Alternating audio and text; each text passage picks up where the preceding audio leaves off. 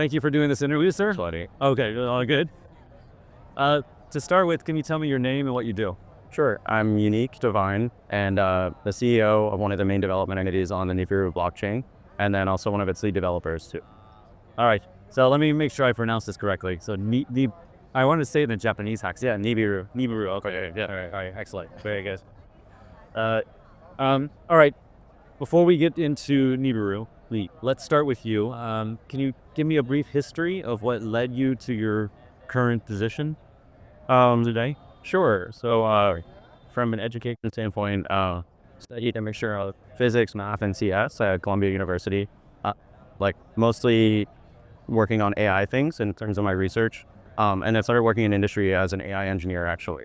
So basically just very technical background prior to working on this mostly, and would consult out of the Bay Area as a data scientist or for, as a machine learning engineer on different projects with vision and Sorry, what year was this? What language data. So this would have been 5 years ago up to like 2.5 years ago. Okay, I see. Yeah, sorry. And then, and then from there, just got into Web3 kind of on accident. I had a very close friend of mine that also worked in AI, was consulting to do development of on-chain strategies on like bigger Ethereum protocols, working with Simile. So basically we were working with a lot of Uniswap data, Aave, a little bit of derivative stuff.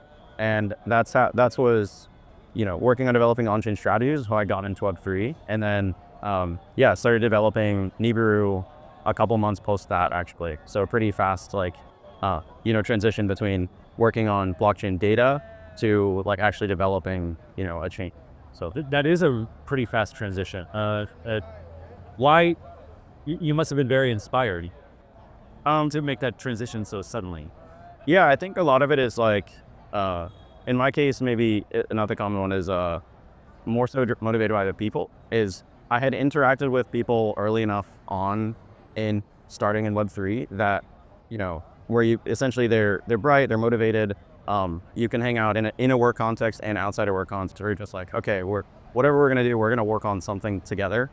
And so that was, in my case with Som being in, a foot in both the Ethereum and like the Cosmos side of things, had met a lot of, people that were like at Thorchain or Tendermint or this. And so we were really familiar with like that tech stack. And so that was kind of how, I got involved in maybe, more of the Cosmos and ETH side of things. Very interesting. I find that very flattering to the crypto community that you said that, well, not everyone, but no, I get it, but you're motivated by people, because I'd imagine that in AI as well, like you get like some quite motivated people. And Yeah, for sure. But you were able to, anyway, I just make a comment towards crypto. Yay, crypto. Okay. Right now, so then you started Nibiru Chain.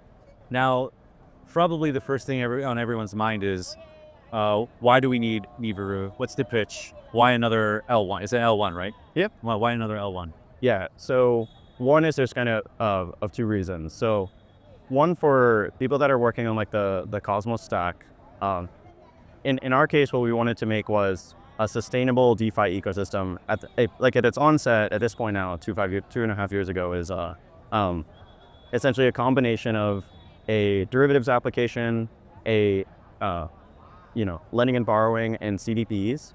And we were essentially wanting to make applications first. And what we found was a lot of the tweaks we wanted in terms of performance to like optimize for liquidations and just build the application we were looking for. It made we needed to change things like at the base layer. So that for the start of the project, that was kind of the motivation for doing it as an L1, is because like, as a lot of people don't know, but like Cosmos is a layer 0 stack that you use to make L1s. It's not an L1 that you're building on top of. So it's a little different, right? And in our case, it's like me coming more from like the ETH side of things with a little bit of working on like the SDK. And then some of the other co-founders or like early founding engineers were, guys from like, director of engineering at Tendermint and like, had built on other chains himself, or were working on like Thorchain, very heavily involved. It was like a stack we knew well. And so if we wanted to like execute fast and for the technical like advantages of working on that tech stack, that was kind of what motivated us there. Over time though, we found to build that DeFi ecosystem I mentioned in the onset, the it needed to be more open for third-party developers to come in alongside, rather than be, essentially what happens is even if you're really focused on consumer applications, that focus can actually discourage others that would have come in as a player alongside those applications. Why? Because they feel like they're maybe from other chains, like they'll have like second class or they wouldn't get funding, or the foundation wouldn't help, or what have you. So it actually made more sense to spend a lot of our time focusing on the general purpose tools. So making like a first class indexer, so it's really easy for you to have your application custom with similar things like you would get from like the graph or whatever, or working on language SDKs and like a bunch of different high level programming languages and stuff, or in this year, right, like EVM compatibility. So yeah, so it's changed over time, but yeah. That's gonna happen. Don't worry. We're gonna make a funny thing out about that. So yeah. Okay. All right. Well, that's a lot of information for me. So I apologize if I go back and Yeah, no worries. tease apart some of this and show my ignorance to everybody. Okay. So you initially were interested because you wanted to make like a DeFi application that was based on derivatives, lending and borrowing, CDPs. Yeah. CDPs? Yeah.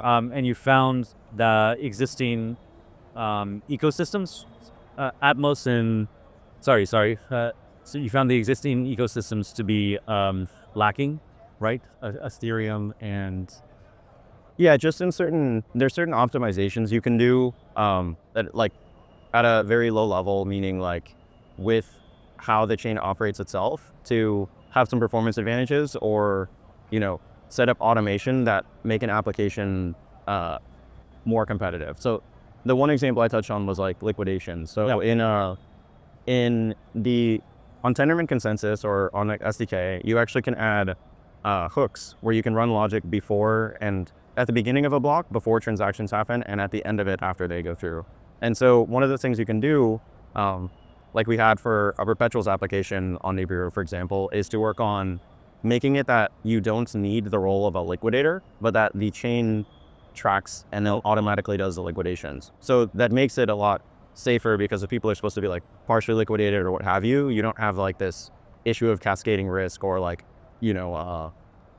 it just makes it a lot safer, but also more capital efficient. And that's like one example, but that also captures MEV too, right?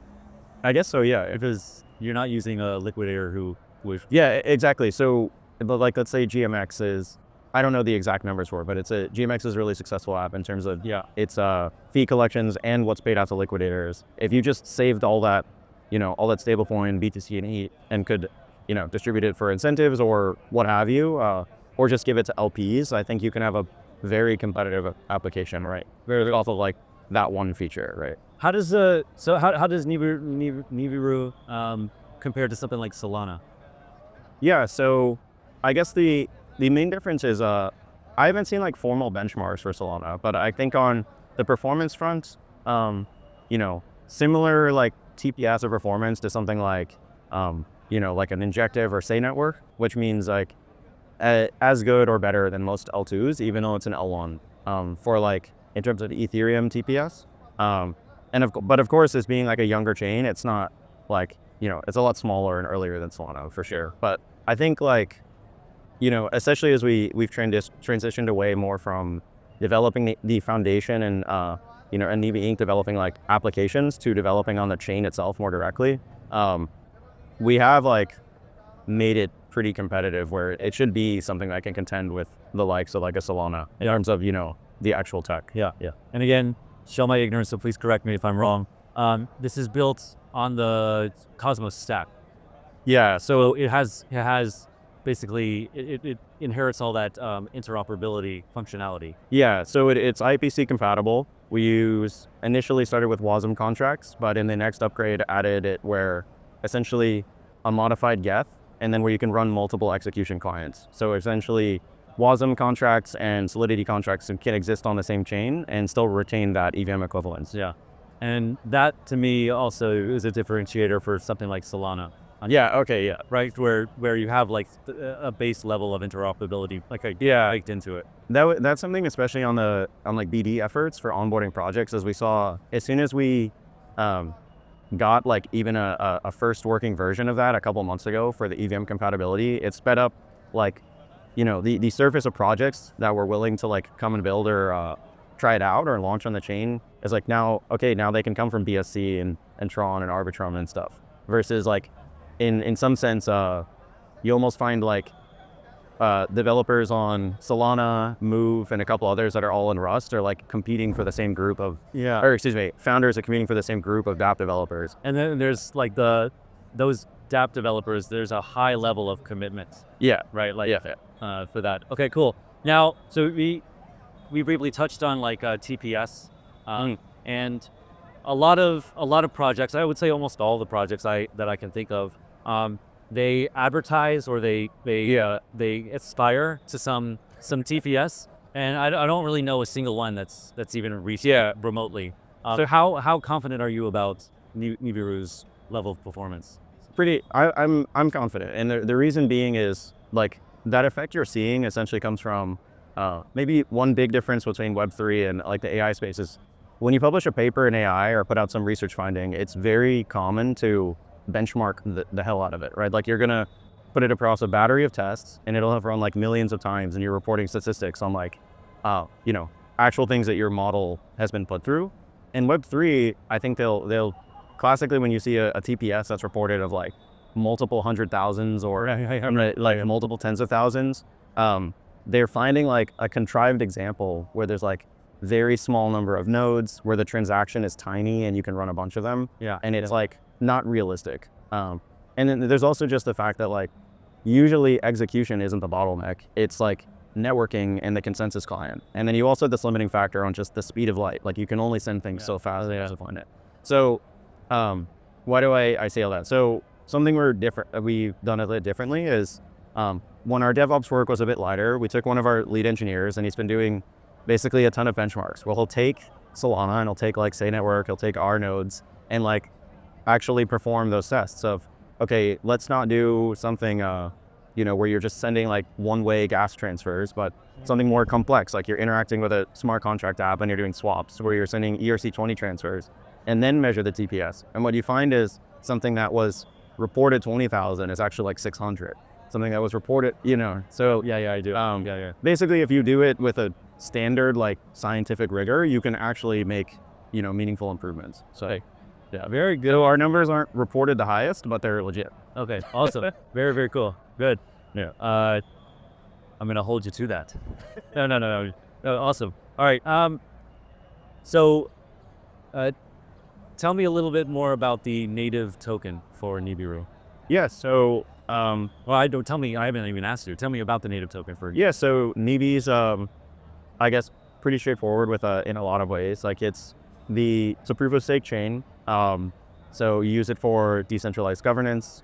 Obviously, if you're doing like development grants and things, that's usually issued in NIBI.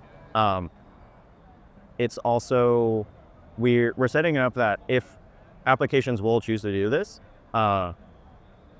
they do sort of like a rev share back where they essentially have support from like distribution of NIBI incentives, but in return, they share a bit of revenue back with the base layer itself, and then it's used for like buybacks and burns. So just making it a bit more that there's like an economic tie-in to like applications that do well actually contributing back to the base layer. And and then it's also, although there are multiple VMs, there's nothing going on in terms of like a roll-up or a side chain. It's actually it's all one state. So NIBI is like Ether, but it is also the governance token. I see. Oh, interesting. Very, very interesting.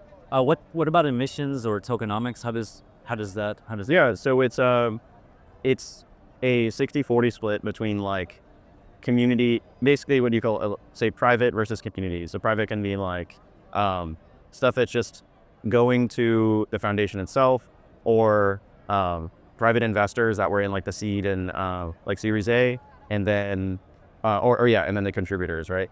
Then everything else is a mixture of like a chunk set aside specifically for development grants, some that are for like staking emissions that you want to have, and then a lot that's just in reserve for governance.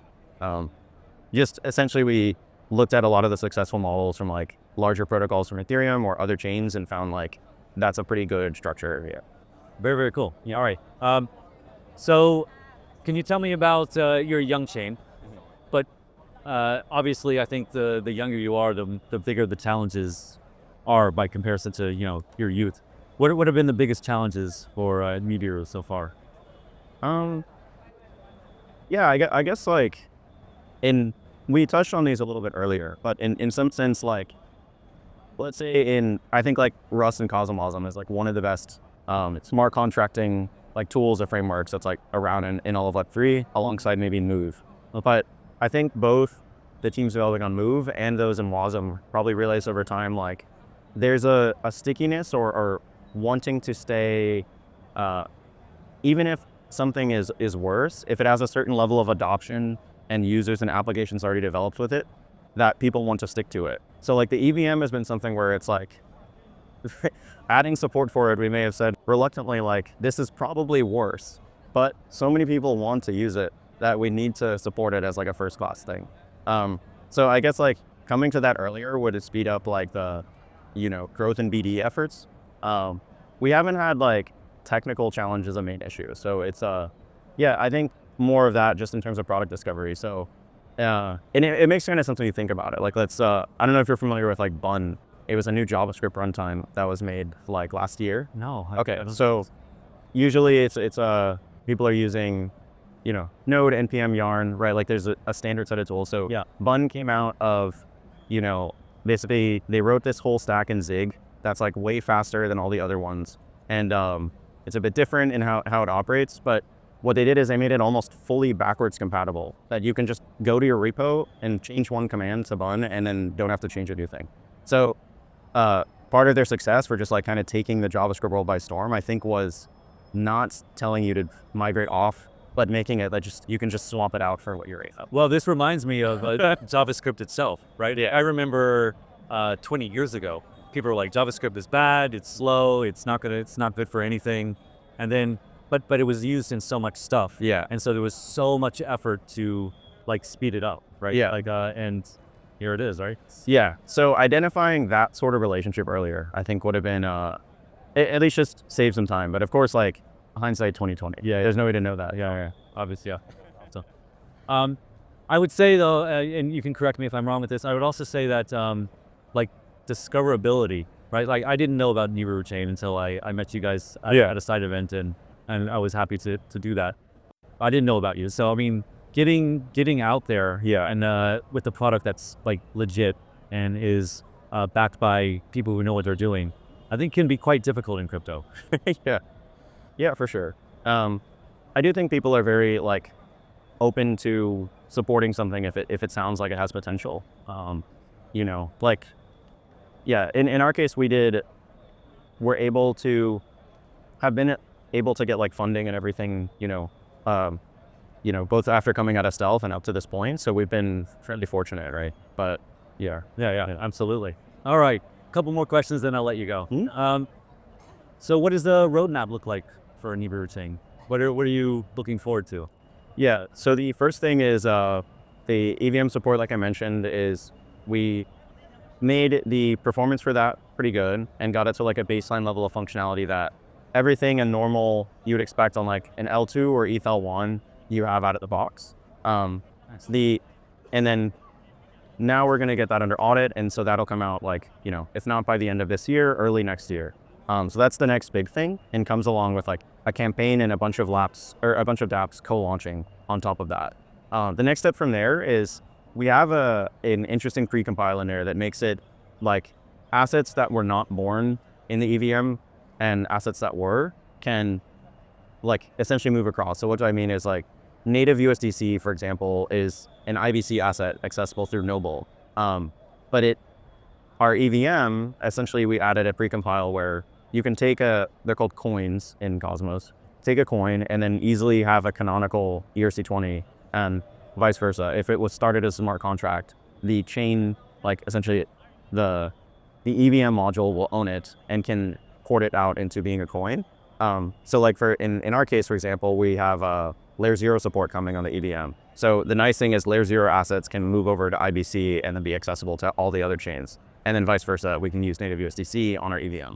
Awesome. So that was like a first minimal feature set. Next step from there is right now the state between an account that was created from, you know, a Solidity or an EVM interaction and a WASM one, those accounts can exist, and the state is shared on the chain, but the two contract types cannot talk to each other. Right, so first we'll make it that you can actually call into a WASM contract from an EVM and vice versa. That'll be very cool. That's a little wacky feature, but it's pretty useful because it means, you know, a DEX or some other, or an RWA application on one side can still interact and be a part of the ecosystem on either tech stack. So they're not like limited or fragmenting the liquidity. Yeah, and then the other things, the dApp team that was working on like the perps and some of the other things I mentioned, was like spun out to another entity. So those are launching pretty soon and doing audits. Yeah, so I guess there's a lot of exciting stuff coming. Yeah. So I have written down here when I was listening to that, at least the word that came to my mind was interoperability. Yeah. Right, like a huge amount of interoperability. Mm-hmm. Which brings me to my last question. This is not Nibiru specific, but I think, in my opinion, that Ethereum and Ethereum lands, like you look at Ethereum and then the layer 2s that are around it, are really coming to terms with the fact that interoperability wasn't prioritized earlier, right? Like I think that's probably like one of the main issues right now. You have this like fragmentation and lots of talks of like parasitic layer 2s. And then you look at Cosmos, and interoperability is baked into it. It's like the first priority. Exactly. And you guys on your roadmap, it seems like you're even like ramping interoperability up even more. Do you think that like the Cosmos way and the Cosmos like ecosystem is gonna have like an accelerating effects in coming off of this? Because the way I see it is Ethereum and that ecosystem kind of leapt ahead, and then I feel like maybe we're almost in a transition period now because of this interoperability thing. Yeah, I can't speak much for like what's thought of as like standard Cosmos on its own, but I think like there, as you've touched on, there's definitely going to be multiple chains that use, not probably one giant chain doing everything for like the future of most applications in Web3. So I guess figuring out ways to essentially cleanly do the accounting where it doesn't matter where the liquidity is sourced from, or if, you know, like let's say an app is written in like Move or it's on Solana, but it can still kind of be interacted with from some other place. I think that's just going to become like super important or help with, you know, solving against that fragmentation. Yeah, I agree. Yeah. Sorry, go ahead. There's actually one dApp addressing like exactly this on Nibiru right now. It's called Euclid. So they're building out, essentially you have a shared state in one chain because you need to write it somewhere, but where it's connected to a multitude of chains. And instead of you having, let's say you're working with like 1inch or whatever, right? And you have an aggregator that's across dexes on the same chain. Essentially where let's just say you have ETH USDC, but you have ETH USDC somewhere on Solana, somewhere on Sui, somewhere on ETH mainnet, Nibiru, what have you, or any Nibiru chains. There's no reason I can't say like, instead of looking them at individual dexes, like sum the reserves across them and kind of try to operate them as one application, although a little bit slower. So essentially saying, there is ETH and USDC here, and you hold all these LP positions. So the accounting is tricky, but it's totally feasible. So Euclid's app is essentially like that exact thing. So at first working for like dexes and lending, both on the same chain, but then also off of the same chain. It actually really fits with that interoperability and Cosmos narrative very cleanly, because it's allowing it to say that you don't have to have your DEX be bigger than Uniswap, but let's say the combination of all these applications, if they're bigger than the one, you essentially like made something that, you know, gets that utilization up. It's sourcing, it's letting them not be fragmented, even though they're separate. God, I really want to dig in to see how that works from a technical standpoint. Yeah, for sure. Awesome. Well, thank you very much, sir. I appreciate it. I need to do more research because it was a very, very good interview. And best of luck. Yeah, thanks.